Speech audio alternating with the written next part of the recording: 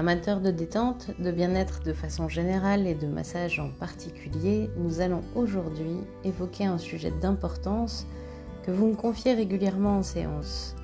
Alors où et comment trouver un praticien de confiance, autrement dit, comment choisir où vous faire masser? Alors vous avez décidé de vous faire masser, de prendre soin de vous, de confier votre corps, votre être à des mains expertes le temps d'une séance. Félicitations. Mais comment choisir? Il y a de plus en plus de masseurs, de masseuses, de praticiens en massage bien-être, de massothérapeutes, de thérapeutes de diverses formations qui vous proposent des massages. Il y a aussi les esthéticiennes qui vous proposent des modelages, des soins. Il y a aussi les kinésithérapeutes qui proposent des massages aussi.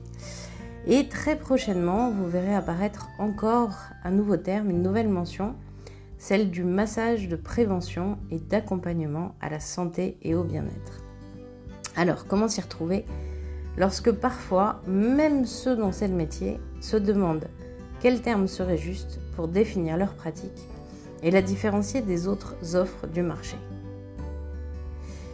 Alors, est-ce qu'on choisit son praticien en fonction de la technique proposée en séance ?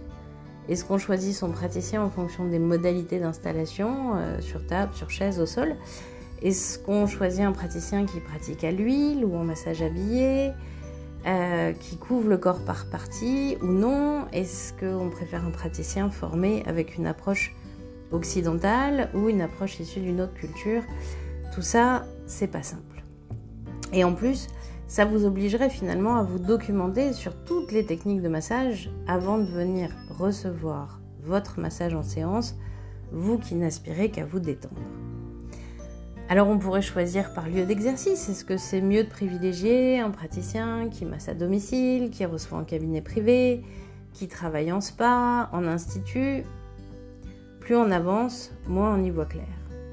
Alors je vais vous proposer d'explorer avec moi quelques critères à prendre en considération pour aiguiller votre choix et pour vous permettre de trouver finalement la personne dont l'expérience, les qualifications seront en accord avec votre souhait, avec ce que vous cherchez pour la séance. Et aujourd'hui, on a la chance d'avoir Internet à disposition et d'avoir des sites qui regorgent d'informations. Le truc, c'est que du coup, il faut prendre le temps de les explorer et surtout, il faut savoir quelle information chercher sur un site. Parce qu'on est un petit peu tous noyés par beaucoup d'informations. Alors on va ensemble identifier quelques informations qui pourraient être bon de vérifier au préalable pour vous éviter quelques déceptions en séance et surtout faire le tri finalement entre les infos qui sont à caractère obligatoire, celles qui sont fortement conseillées et celles qui peuvent être propres au parcours de chaque praticien. Alors une première information assez fondamentale finalement, c'est toutes les informations qui vont relever de l'existence officielle du praticien sur un plan administratif. On en a déjà parlé sur d'autres épisodes. Il faut vraiment garder en tête que notre métier, pour le moment en tout cas, n'est pas encore encadré sur le plan légal. Il ouvre la porte à de très nombreuses dérives. Alors on ne va pas lister là toutes les dérives, hein. Il y a des praticiens qui sont mal ou du moins trop peu formés, il y a des praticiens qui sont formés uniquement en vidéo, il y a de la prostitution déguisée, il y a de l'évasion fiscale, enfin voilà. J'en passe, il y a énormément d'écueils. Du coup, pour éviter ces écueils, en fait, vous pouvez quand même sur le site vérifier qu'un certain nombre d'informations vont figurer vraiment de façon très claire. Déjà, quel est le statut d'exercice de votre praticien ? Souvent, c'est un régime d'auto-entrepreneur, mais pas forcément. Moi, par exemple, j'ai exercé en portage salarial de 2008 à 2023. C'est pas forcément un statut très connu, mais c'est important que sur le site, vous ayez l'inscription claire du statut d'exercice de votre praticien et que du coup, vous puissiez aller vérifier le cabis, depuis combien de temps il existe, etc. Dans le même ordre d'idées au niveau administratif, ça va être important de vérifier que figure bien ce qu'on appelle une ERCP, c'est-à-dire une assurance responsabilité civile professionnelle. Cette assurance, elle peut être souscrite par le praticien à titre individuel. Elle peut être aussi souscrite dans le cadre de contrats de groupe. Donc si vous avez un praticien qui est agréé par une fédération, qui est adhérent à une association de gestion ou type UPSME, vous aurez la garantie que votre praticien dispose d'une RCP. La RCP, elle vous garantit quoi? Elle vous garantit que le masseur est un professionnel qualifié, puisque l'assurance va lui avoir demandé un certain nombre d'attestations, qui s'engage du coup à une certaine qualité de prestation, et que votre praticien, il prend en compte la sécurité et le bien-être de ses clients, ce qui est quand même assez fondamental. Ça veut dire quoi? Ça veut dire que par exemple, on le souhaite à personne, mais une table qui se casse en séance, une réaction allergique à un produit utilisé, quel que soit l'accident, l'incident qui se passe en séance, s'il y a une RCP derrière, vous êtes couvert en tant que client par cette assurance professionnelle. Dans les informations comme ça officielles qui doivent absolument figurer, évidemment tout ce qui relève des durées de séance, des tarifs, des modalités de paiement, des conditions générales de vente et d'une médiation à la consommation. L'idée c'est que s'il se passe quoi que ce soit en séance qui ne vous convient pas et que derrière vous souhaitez pouvoir engager des démarches, déposer plainte, etc., il faut absolument que vous ayez ce recours en tant que client d'une médiation à la consommation et que vous ayez vraiment visibilité totale sur le site, sans aucune mauvaise surprise sur les tarifs, les modalités de paiement, etc. Imaginez la situation où en fin de séance, le praticien vous impose un règlement en espèces, ça c'est absolument pas tolérable, et j'en parle parce que je sais que ça peut arriver. De la même manière, sachez qu'en tant que client, à partir du moment où une prestation dépasse 25 €, vous êtes en droit d'exiger une facture qui doit pouvoir vous être remise sur papier ou transmise immédiatement par voie électronique. Donc toute cette partie tarif, durée, modalité de paiement, etc., elle est quand même vraiment importante. Il ne s'agit pas que vous soyez pris par surprise en fin de séance sur un tarif qui n'aurait pas été précisé ou bloqué dans des modalités de paiement. Et évidemment, vous pouvez aussi voir si le praticien adhère à une association professionnelle comme l'UPSME par exemple, qui vous garantit en fait que votre praticien, il est extrêmement carré et sérieux dans sa comptabilité et dans tous ses enregistrements légaux. Voilà, tout ça c'est un petit peu ce premier critère de transparence administrative qui est fondamental, mais qui évidemment ne saurait suffire. Alors le sérieux de la prestation professionnelle, il va reposer donc sur cette partie administrative qu'on vient de voir, mais évidemment la qualité de la prestation, en fait, elle va s'appuyer sur le niveau de formation de votre praticien.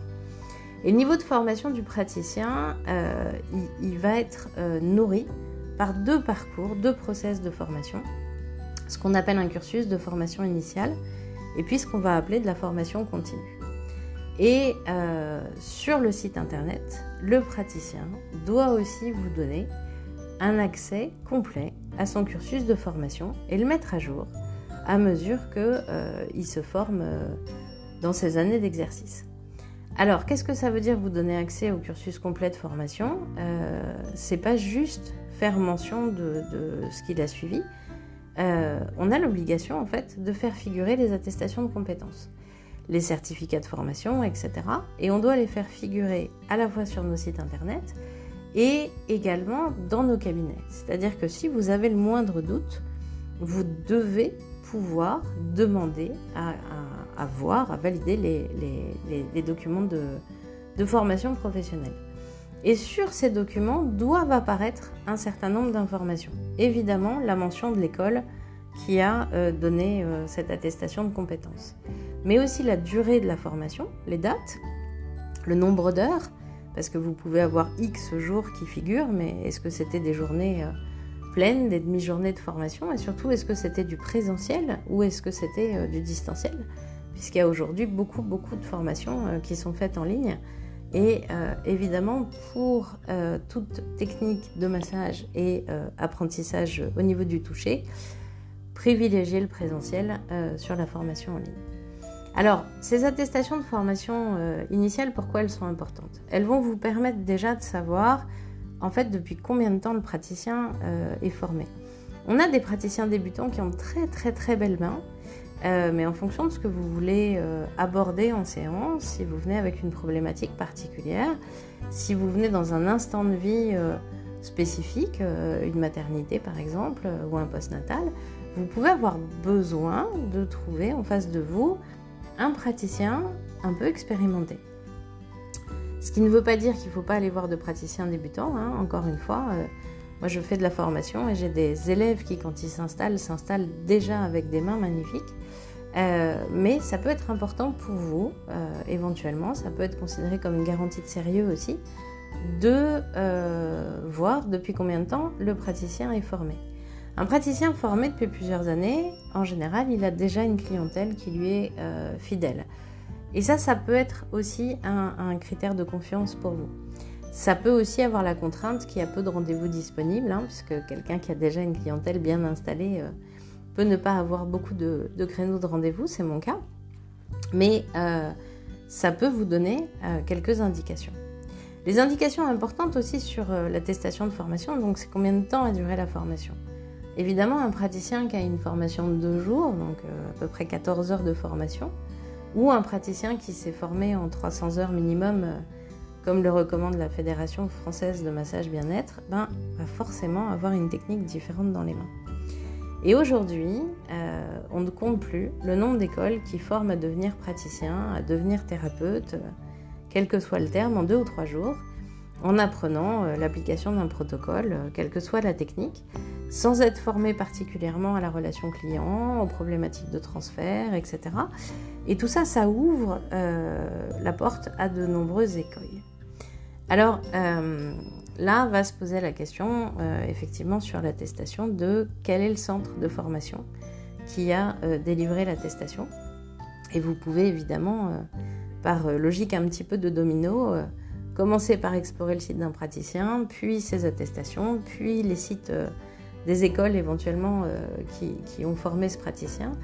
Et puis, au fur et à mesure, comme ça, identifier, est-ce que c'est un centre de formation qui est agréé par la FFMBE, par exemple?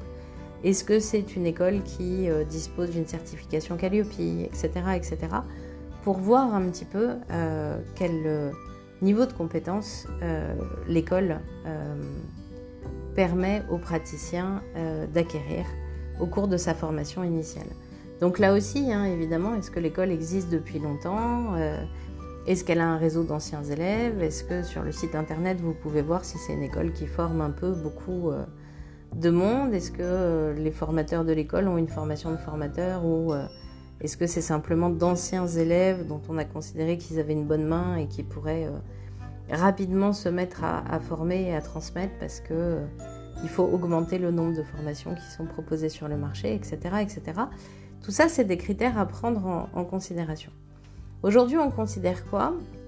Quand je dis on, c'est aussi qu'est-ce que la FFMBE préconise, mais pas seulement.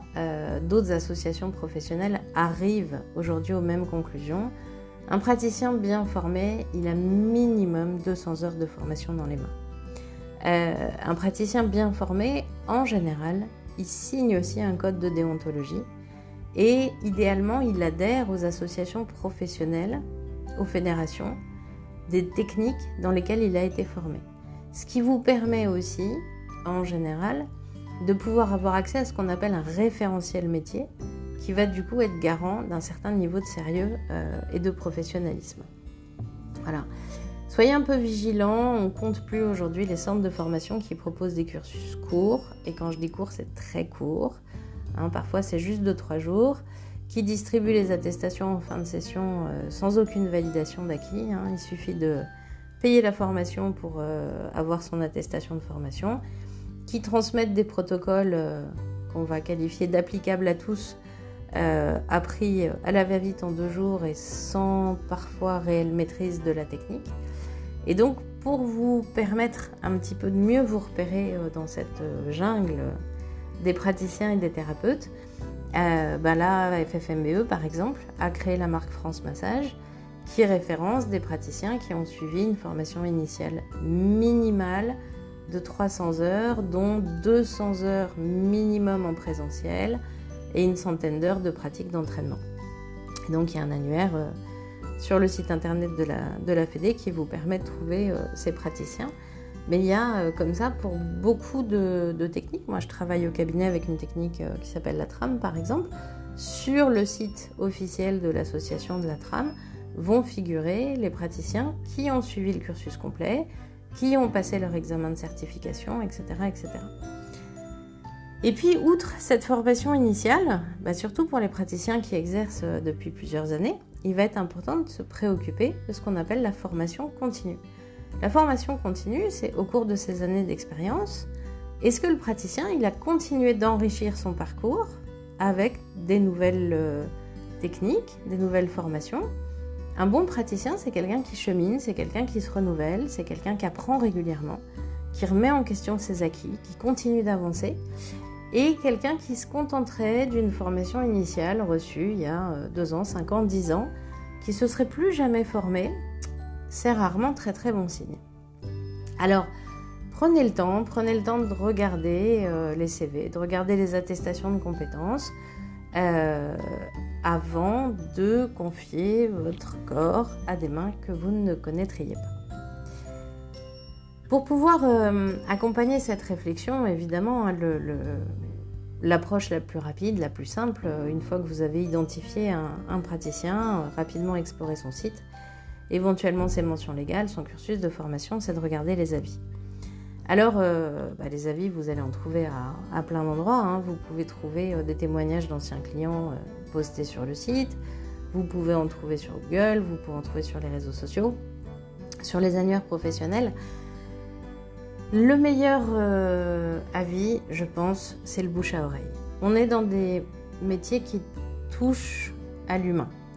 Et donc, qui d'autre de mieux placé que vos amis, vos proches, vos collègues, et puis tous ceux qui vous accompagnent déjà dans vos démarches de prendre soin, hein, que ce soit des naturaux, des ostéos, des kinés, des profs de gym, de yoga, de pilates, que sais-je, sauront vous recommander des personnes de confiance. Après, vous pouvez ne pas avoir envie de vous tourner vers vos proches pour dire que vous avez envie de vous faire masser et donc uniquement faire vos recherches sur Internet. Si c'est le cas, explorez plusieurs sources. Ne vous contentez pas des avis qui seraient publiés sur un site ou sur Google Maps. On sait aujourd'hui qu'on peut faire intervenir une agence, on peut même utiliser les services d'une intelligence artificielle aujourd'hui pour écrire des faux avis sur un site. Donc, plus vous allez trouver d'avis sur différents annuaires professionnels, différents réseaux sociaux, différentes sources d'informations en complément du site et de Google, et plus quelque part vous pourrez être confiant dans les avis que vous allez consulter. Si votre praticien il a plusieurs années d'expérience, il est probable aussi qu'il ait publié des articles, peut-être même des ouvrages, peut-être animé des conférences, et donc vous trouverez aussi en général des avis en réaction à ces publications qui vous permettront là aussi de nourrir un petit peu les avis qui pourraient figurer sur le site. Ce qui est sûr, c'est qu'il faut, je vous conseille en tout cas, d'être un petit peu prudent sur tous les sites type site d'annonce, hein, on ne va pas tous les lister, mais Le Bon Coin, OVS, etc. Les agences de placement aussi type Wikasa, etc. Qui ne sont pas toujours très regardantes dans le recrutement des praticiens. Et méfiez-vous aussi de la dimension très attractive de certains tarifs qui ne sont pas toujours assortis à des gages de sérieux et dont parfois les prestations proposées pourraient vous surprendre un petit peu. Alors voilà, vous explorez différentes sources pour vous faire un avis préalable avant de venir en séance. Et puis par rapport à ces avis, une petite précaution quand même, c'est que trouver le praticien dont les mains nous conviennent n'est pas si simple. Et parfois, on peut avoir des mains qui vont convenir incroyablement à un de nos proches, mais qui ne seront pas les mains qui nous conviennent. Alors, ça c'est compliqué parce que la technique, elle est importante, l'existence administrative, elle est importante, les bons avis, ça peut vous mettre en confiance, mais en fait, il va rester tout le sujet de l'humain. Et tout ce sujet va se traduire aussi au niveau de la relation client. Un massage, une séance de bien-être, c'est une rencontre. C'est une rencontre entre un praticien et vous à un moment donné. Les avis vont vous donner du coup des éléments parfois très subjectifs, parfois très objectifs. Essayez quand vous les lisez d'explorer un petit peu tout ce qui est dit et tout ce qui n'est pas dit dans la rédaction d'un avis. Et donnez aussi une grande part d'importance à votre intuition, à votre instinct, à la fois quand vous parcourez un site internet et puis le jour où vous vous rendez en séance, évidemment, pour voir un petit peu comment vous vous sentez, vous, dans votre corps, dans votre cœur, dans votre être, quand vous arrivez en séance. Dans la qualité de la prestation, évidemment, le lieu où vous allez vous faire masser va avoir son importance. Alors, si c'est une prestation à domicile, les choses vont être un petit peu différentes, mais quand vous allez vous faire masser dans un lieu, il y a un critère qui semble évident, mais qui ne l'est pas toujours, c'est le critère de propreté. La pièce où vous vous faites masser, mais les commodités, les WC, le point d'eau, la zone éventuellement de vestiaire, etc. Tous les lieux doivent être propres, accueillants et contribuer à votre détente dès que vous passez la porte. Contribuer à votre détente, ça veut dire que tout le lieu, il est pensé pour votre confort. Au niveau de l'ambiance olfactive, de la luminosité, de la musique, de la chaleur aussi, bien évidemment, qui sont indispensables à votre bien-être. Vous faire masser dans une pièce dans laquelle vous auriez froid, évidemment, n'est absolument pas quelque chose à recommander.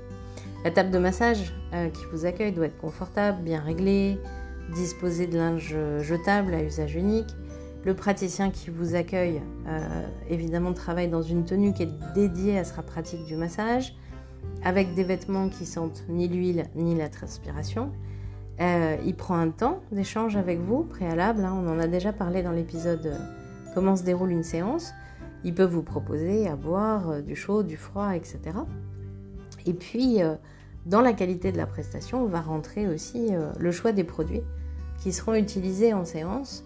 Les produits qui sont utilisés pour vous masser, ils doivent être traçables. C'est-à-dire que le praticien doit toujours pouvoir en donner la marque, la composition, les références, être vigilant sur ses dates de péremption, les modalités de conservation. Et si c'est important pour vous, la dimension éventuellement, est-ce que ce sont des produits qui viennent de l'agriculture biologique ou au moins en tout cas des huiles végétales qui seraient de première pression à froid. Il est évident que si on vous masse avec une huile premier prix ou de l'Isio 4 ou avec une huile de qualité professionnelle qui a été extrêmement bien préparée pour les massages, votre séance n'aura pas les mêmes vertus. Voilà. Comment le praticien est formé sur cette question des huiles? Est-ce qu'il sait un petit peu ce qu'il utilise et pourquoi? Est-ce qu'il prépare des mélanges à l'avance? Est-ce qu'il conçoit des mélanges sur mesure pour votre massage? Voilà encore une question qui mérite d'être explorée. Alors voilà quelques-uns des critères importants pour choisir où vous faire masser. Soyez vigilants sur les informations administratives, sur le niveau de formation de votre praticien, son expérience, ses compétences, sur la qualité d'accueil du lieu dans lequel vous vous faites masser, sur le niveau de relation client. Tout ça, c'est des pistes nombreuses, c'est vrai, que vous pouvez explorer en grande partie au préalable avant de venir en séance. Et puis, une fois que vous êtes en séance, faites confiance à vos ressentis, à votre intuition, à vos premières impressions. Et votre corps, il saura toujours vous dire si vous avez envie de revenir en séance dans cet endroit ou non. Il se peut que vous n'ayez pas pleinement profité de cette première séance. Et ça, c'est important aussi de le garder un petit peu au cœur de soi parce que la détente, ça s'apprend. La relation de confiance, elle s'installe progressivement et elle vous permet, dans cet espace où vous vous sentez en sécurité, de vous abandonner progressivement de plus en plus à votre propre détente. Et pour pouvoir aller vers cette détente, il faut que vous vous sentiez bien dans le lieu qui vous accueille. Il faut que la qualité de la prise en charge, de la relation client, elle soit conforme à vos attentes, que vous vous sentiez écouté, respecté, et que la réponse qui soit donnée à vos attentes, elle soit vraiment adaptée, conçue sur mesure, renouvelée à chaque fois, parce que le niveau de praticien, de formation, permet aux praticiens de vous proposer vraiment à chaque fois que vous venez le voir, une prestation différente. Vous êtes un être différent à chaque fois que vous vous rendez en séance et il est donc important que la séance soit différente et adaptée à chaque fois à celui que vous êtes dans le moment.